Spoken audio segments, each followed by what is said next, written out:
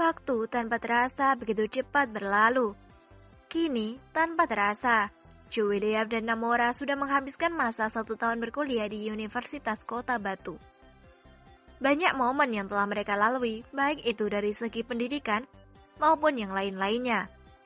Beberapa proyek yang mereka rencanakan juga telah berjalan dengan lancar, baik itu di kubu Tower Soul Propier maupun di kubu lawan.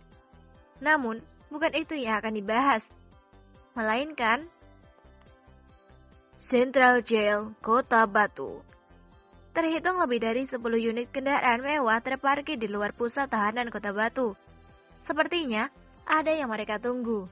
Dan benar saja, sekitar 30 menit berselang, tampak seorang lelaki membawa tas ransel kumal keluar dari pintu besar pusat tahanan dengan diapit oleh 2 orang pegawai polisi.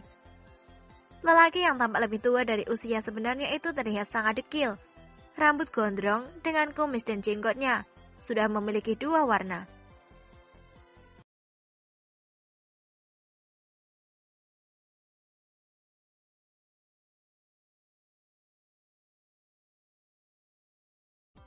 Melainkan Central Jail Kota Batu.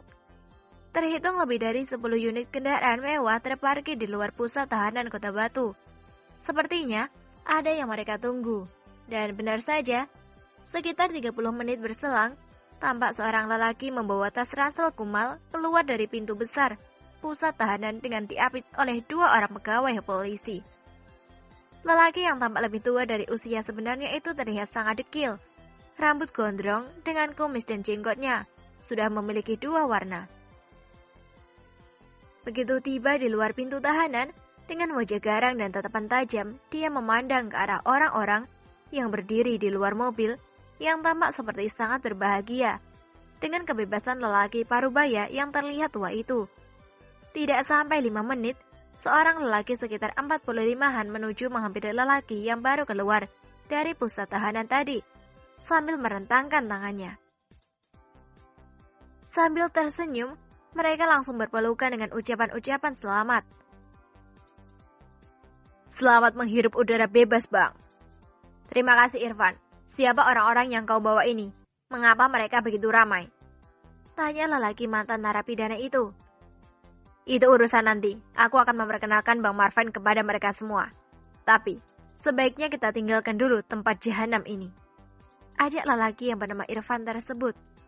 Mari, Bang. Ayo. Balas mantan narapidana yang bernama Marvan tersebut.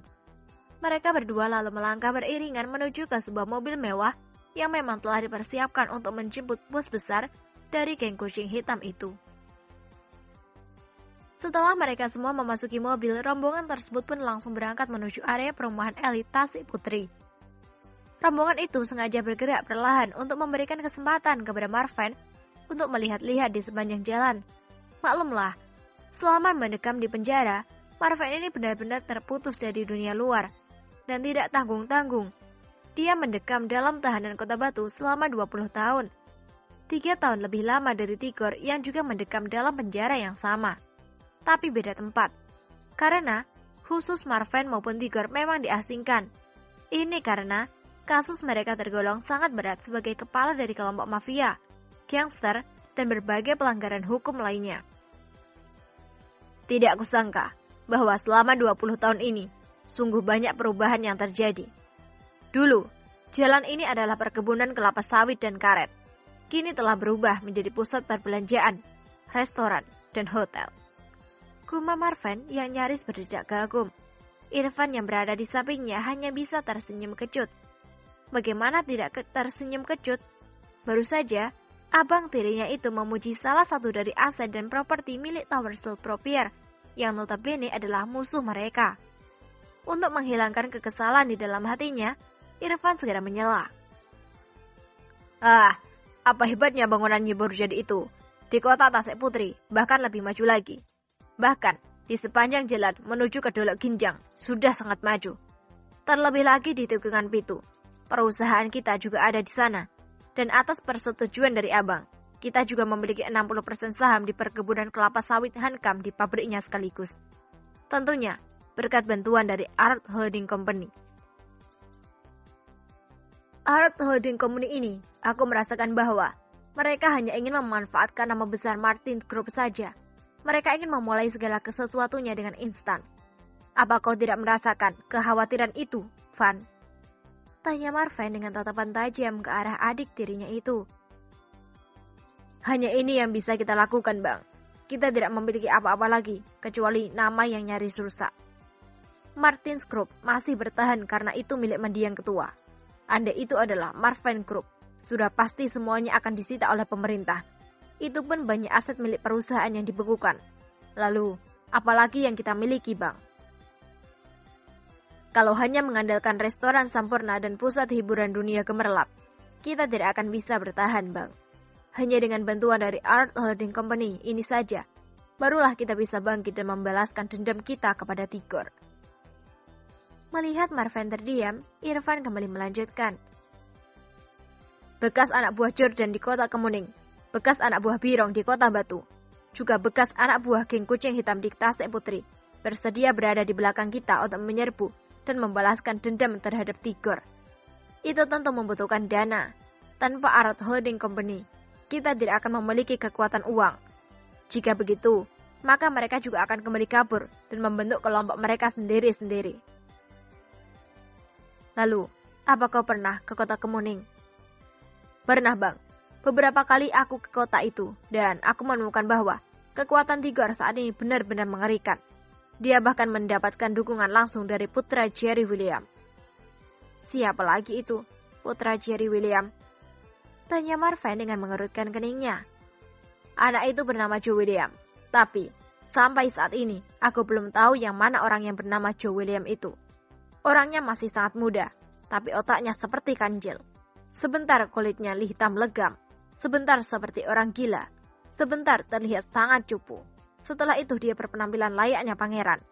Ini ditambah lagi dengan orang-orang di sekelilingnya yang terus menghalangi kami untuk menyiasati pemuda itu. Dia juga memiliki banyak sahabat yang usianya sama persis dengan dirinya. Pokoknya sangat sulit untuk menghadapi anak ingusan itu. Bahkan, berkali-kali orang kiriman dari kepala keluarga Miller kembali, hanya tinggal nama. Alias, berakhir dengan kematian. Semua gara-gara anak itu. Sehebat itukah dia? Tanya Marvin nyaris tidak percaya. Dia 3 tahun lebih, berguru dengan Tengku Mahmud di Kuala Nipah. Jawab Irfan. Hah? Celaka sungguh jika sudah begitu. Makanya itu, Bang, kita tidak akan mampu melawan Tigor tanpa bantuan dari keluarga Miller dan Art Holding Company miliknya. Selagi Tigor masih hidup, selagi itu pula aku tidak akan pernah tenang. Dia harus membayar semuanya dengan kontan. Hutang air bayar air, hutang darah balas darah. Hutang nyawa maka nyawa dia sebagai tebusannya. Aku masih ingat seperti apa dia menghancurkan acara pernikahanku dengan Butet di Villa Birong, Bukit Batu. Aku juga masih ingat ibuku nyaris gila. Istriku keguguran karena terlalu stres. Dan itu semua karena ulah dari Tigor. Dia harus membayarnya. Marvin meninju kursi empuk yang dia duduki. Terbayang seperti apa Tigor dan orang-orang Dragon Empire membantai semua mereka yang ada di tempat itu. Padahal, jika bukan karena Marvin yang ingin menghancurkan Tigor, mustahil Tigor meminta bantuan kepada Jerry William untuk menghancurkan geng kucing hitam dan geng tengkorak. Irfan tersenyum mendengar perkataan dari Marvin tadi. Dalam hatinya, dia sangat optimis bahwa kali ini mereka pasti bisa menghancurkan Tigor.